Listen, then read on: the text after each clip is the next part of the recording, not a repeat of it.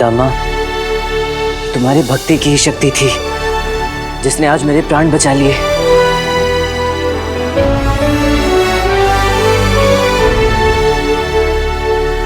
धन्यवाद माँ।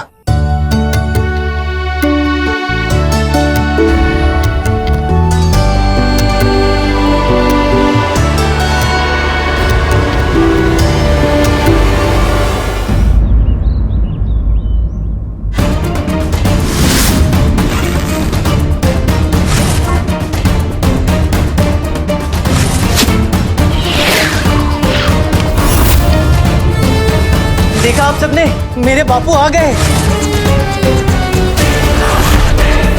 हमारे भविष्य में ऐसी भूल नहीं होनी चाहिए।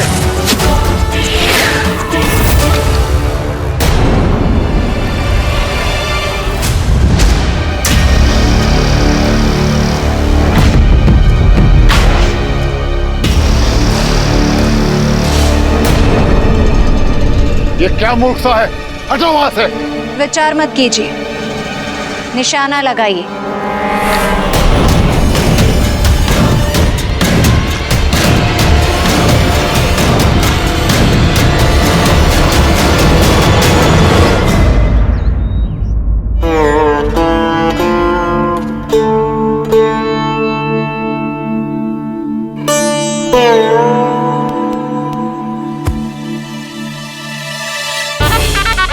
तू कब आया वापस? तू कुशल से तो है ना? शारदा माँ, पता है कल क्या हुआ? अरे तुम्हें विश्वास भी नहीं होगा कल क्या हुआ। तुम सोच ही नहीं पाओगे कि कल पूजा में क्या हुआ। तुम सदमे में मत आ जाना। हाँ शारदा माँ, कल रात पूजा में बापू आए थे।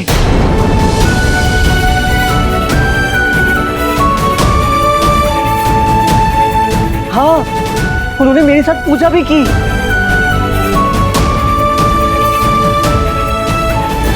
शारदा माँ, अरे कुछ बोल क्यों नहीं रही हो? शारदा माँ,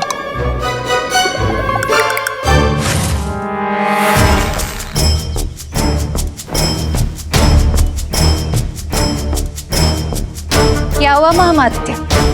चढ़ाइए प्रत्यंचा और निशाना लगाइए।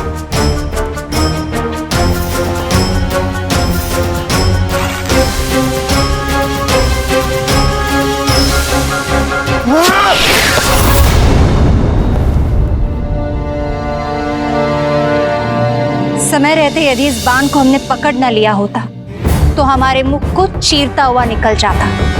और वो भी ऐसा बाण जो आप जैसे धनुर्विद्या में पारंगत योद्धा ने चलाया है। याद है क्यों? क्योंकि ये बाण आपने स्थिर चित होकर नहीं चलाया, क्रोधवश चलाया है। तुम कहना क्या चाहती हो? यही कि शांत मन से अपने भीतर उठ रहे क्रोध को शांत करके बाण फिर से चलाइए।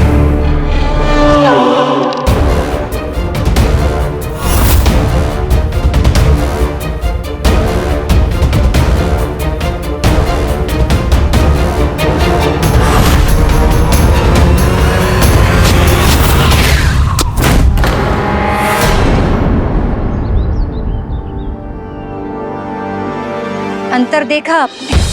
तो तुम हमें क्रोध पर उपदेश देने आई हो? महामात्य, कल की पूजा से मात्र ये सिद्ध हुआ है कि भास्कर पंडित रामाकृष्ण नहीं है। यदि आप अपने क्रोध को भुलाकर शांत मन से विचार करेंगे तो आप ये जान पाएंगे कि कल जिस पंडित रामाकृष्ण को हम सब ने देखा था वो असली पंडित रामाकृष्ण ना होते हुए एक बहरूपिया भी तो हो सकता है। सही कहा तुमने। इस दिशा में तो हमने विचार ही नहीं किया। अब विचार करने का समय शेष नहीं है महामात्य।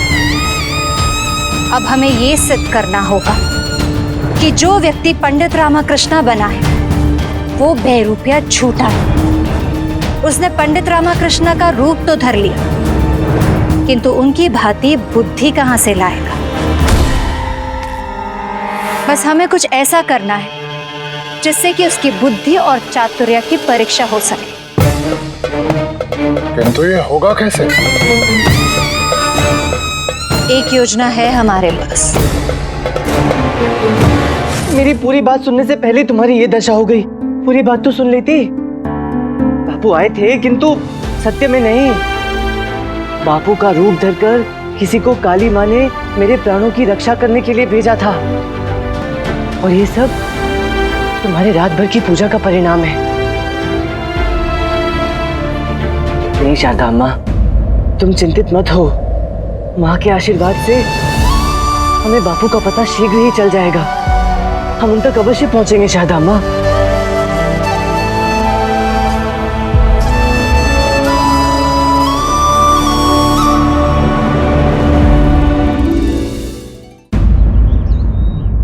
हे कान्हा जी, आपको तो ज्ञात है ना कि हम चाहकर भी भास्कर से वार्तालाप नहीं कर पा रहे। हमारे इस व्यवहार के वजह से भास्कर के हृदय में कितनी ठेस पहुंच रही होगी। कान्हा जी, आप ही हमें बताइए, क्या हमें भास्कर को सब सच सच बता देना चाहिए? आप ही हमें कोई संकेत दीजिए।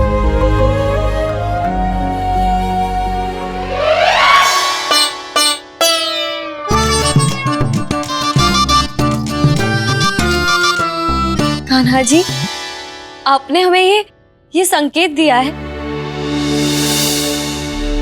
इसका मतलब क्या हमें भास्कर से क्षमा मांगनी चाहिए हमारे इस व्यवहार के लिए?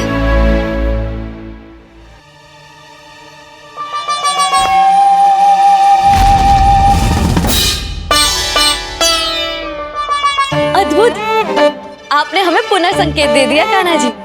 किंतु अब हम हमें ये भी संकेत दे दीजिए कि क्या हमें भास्कर से हमारे हृदय की बात कर लेनी चाहिए?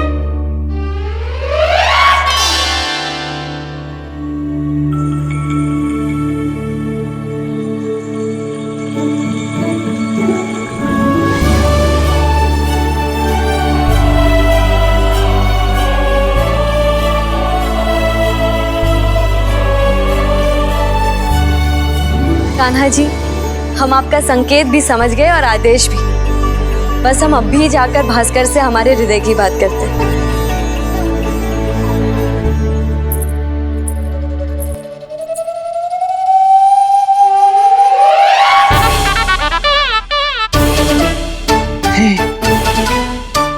वो मैं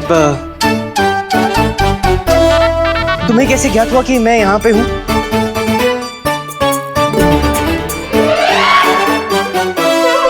ओह,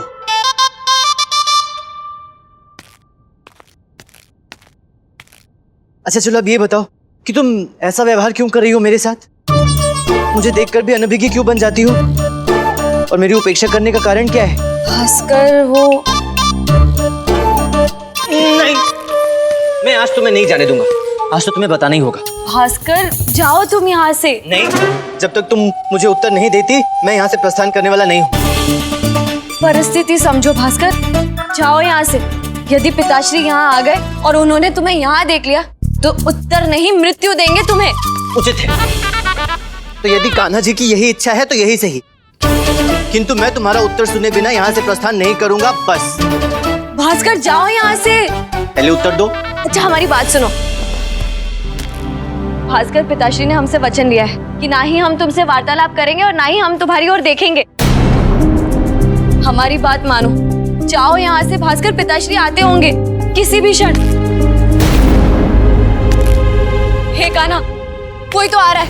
भास्कर, भास्कर, जाओ यहाँ से। अरे जाओ। अरे तुम तो भास्कर, जाओ।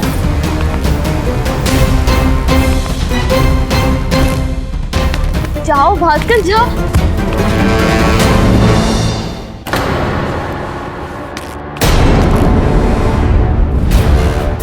तू, तेरा इतना दुस्साहस कि तू हमारी पुत्री के कक्ष में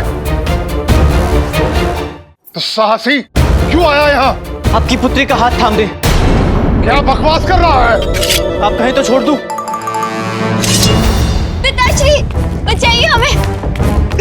अम्मू, पिताश्री, अम्मू,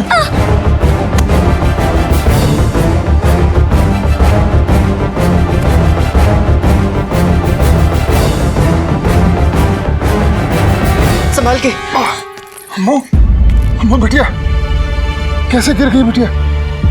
मैं तो यहाँ से निकल रहा था महाराज कि सहसा मेरी दृष्टि देवी आम्रपाली पर पड़ी। ये खिड़की पर बैठी थी और इन्हें नींद आ रही थी। फिर अचानक इनका संतुलन बिगड़ा और ये खिड़की से नीचे गिरने ही वाली थी कि मैं भागकर इनके कक्ष में आया और इनका हाथ थाम लिया। कान्हा जी के प्रताप से अंतिम क्षण में इनके प्राणों की रक्षा हो गई। किंतु क्षमा करें महाराज, मैं आगे से ध्यान रखूंगा। किसी भी परिस्थिति में मैं इनका हाथ कदापि नहीं थामूंगा।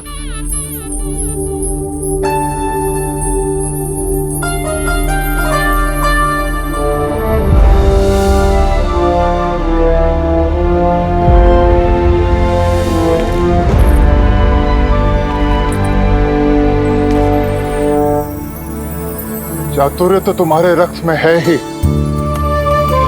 किंतु साहसी भी हो। हमारे प्राण हमारी पुत्री में बसते हैं। आज तुमने आम्रपाली का जीवन ही नहीं, अभी तो हमारा जीवन भी बचाया है। हम तुम्हें पुरस्कार देकर सम्मानित करना चाहते हैं। अब जाओ। प्रणाम महाराज। प्रणाम देवी आम्रपाली।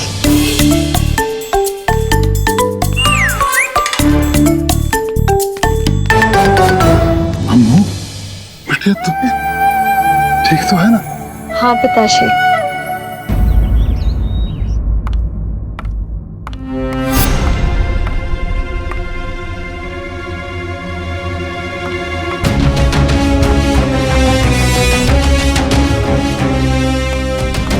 आज हम राजगुरु के आसन पर पुनः विराजमान होकर रहेंगे।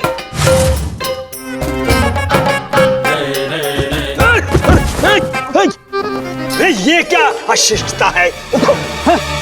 हमारे होते हुए इस राजगुरु के आसन पर कोई दूसरा विराजमान हो पाए, ऐसा तो हम कतई होने नहीं देंगे। मूर्ख कहीं के।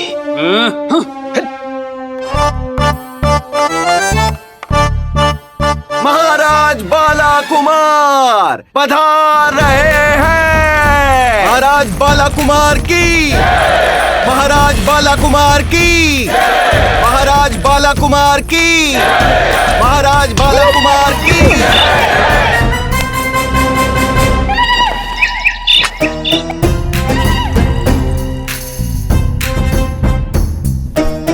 आज की कार्यवाही प्रारंभ की जाए।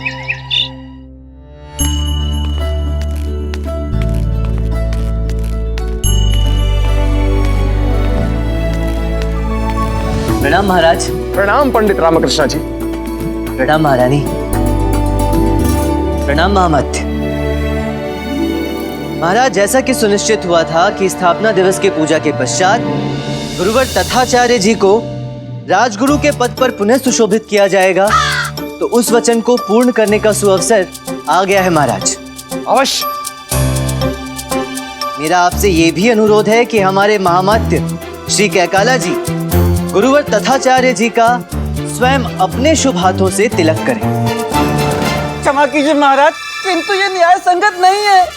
इस राज्य के राजगुरु हम दोनों हैं, धनीचार्य मनीचार्य। महाराज, आप हमसे माता देवी के 9 रूप के नाम भी पूछ सकते हैं, अच्छे से ज्ञात है, जो चाहेंगे हम बता देंगे। नहीं, शांत हो जाओ।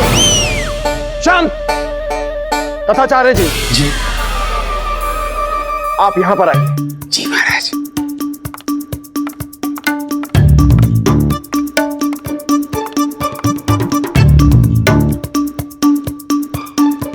महामाते जी, आगे बढ़कर नवीन राजगुरु का तिलक कीजिए।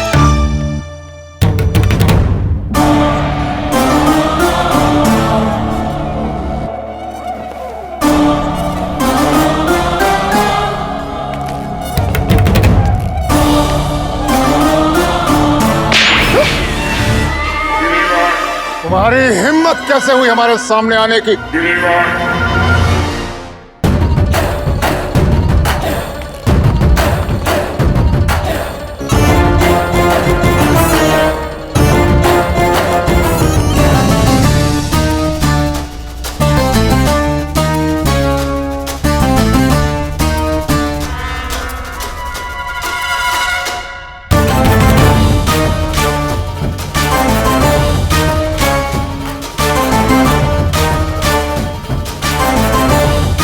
धन्यवाद महामाते जी।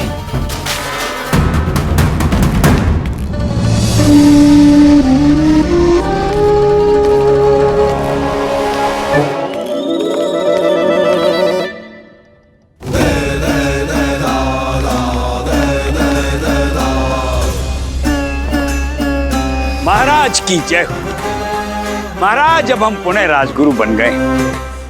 अब आप निश्चिंत रहिए, हमारे होते विजयनगर राज्य पर कभी कोई संकट नहीं आता। महाराज, महाराज अनर्थ हो गया महाराज। क्या अनर्थ हो गया? महाराज, महाराज बात ही ऐसी है, संकट, घोर संकट। विजयनगर की सीमा पर विपत्ति आने वाली है महाराज। जो भी है खुलकर कहो, क्या हुआ? जामवंत की सेना ने हमें चारों ओर से घेर लिया है और लाखों सैनिक हमारे ऊपर आक्रमण करने को तैयार हैं।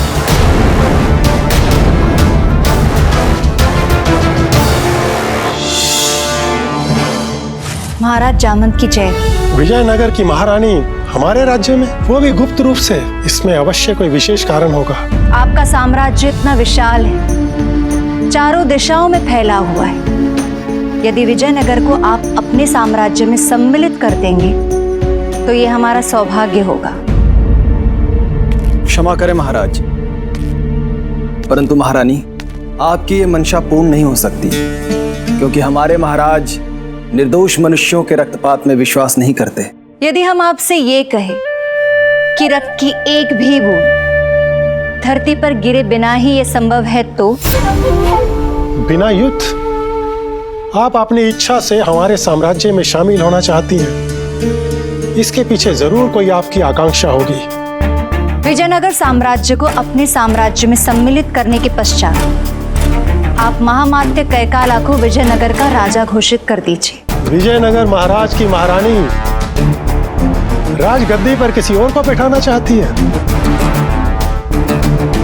हमने अपने जीवन में बड़े बड़े विश्वासघाती देखे, अगर ऐसा विश्वासघाती कभी नहीं देखा। आप इसे विश्वासघात कह सकते हैं, किंतु हमारी दृष्टि से हम इसे महत्वाकांक्षी कहेंगे। जब आपने इतना सोच ही लिया है तो यह भी अवश्य सोचा होगा कि ये सब होगा कैसे। जी, एक योजना है।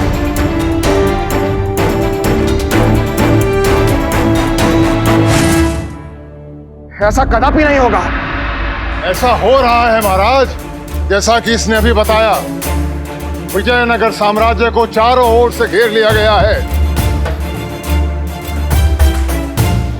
परंतु आप चिंता ना करें, हम अपने प्राणों की आहुति दे देंगे, अपने रक्त की एक एक बूंद बहा देंगे, किंतु विजयनगर पर आज नहीं आने देंगे।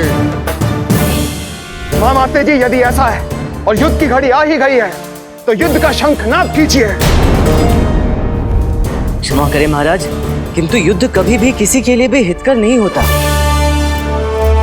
न राजा के लिए, न प्रजा के लिए और न ही राज्य के लिए। पंडित रामकृष्ण जी, दुश्मन हमारे घर में आकर हमें ललकार रहा है तो हम क्या करें? चुपचाप अंदर बैठ रहे हैं। इसके अतिरिक्त आपके पास कोई और मार्ग नहीं है महाराज।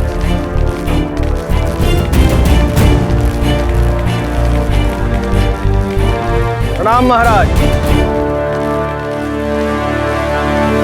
आपकी सैन्य क्षमता हमारी सैन्य क्षमता के समक्ष बहुत दुर्बल है महाराज।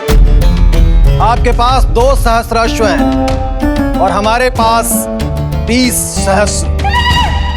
आपके पास 300 रथ हैं और हमारे पास 1500। आपके पास 25 सहस्र सैनिक हैं और हमारे पास 2 लक्ष। अब आप ही बताइए, कैसे करेंगे रणभूमि में हमसे युद्ध? पहले तो आप ये बताइए कि आप हैं कौन, परिचय दीजिए अपना। महाराज, हम हैं महाराज जामवंत के महामंत्री और हमें आपकी सैन्य क्षमता के बारे में सब कुछ ज्ञात है।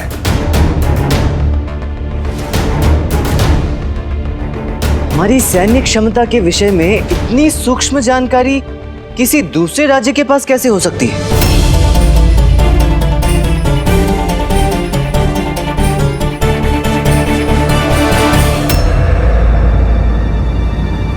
कहीं संदेह की सोई हमारी ओर आकर ना रुक जाए, कुछ करना होगा। हमारी सैन्य क्षमता की जानकारी पड़ोसी राज्य के पास कैसे पहुंची और किसने दी, यह समय यह विचार करने का नहीं है, बल्कि यह सोचने का है कि इस आपदा का सामना कैसे किया जाए। इसका उपाय है महाराज, आप हमारी सेना के समक्ष आत्मसमर्पण कर दें और राजगद्दी त्याग कर चले जाएं। सावधान!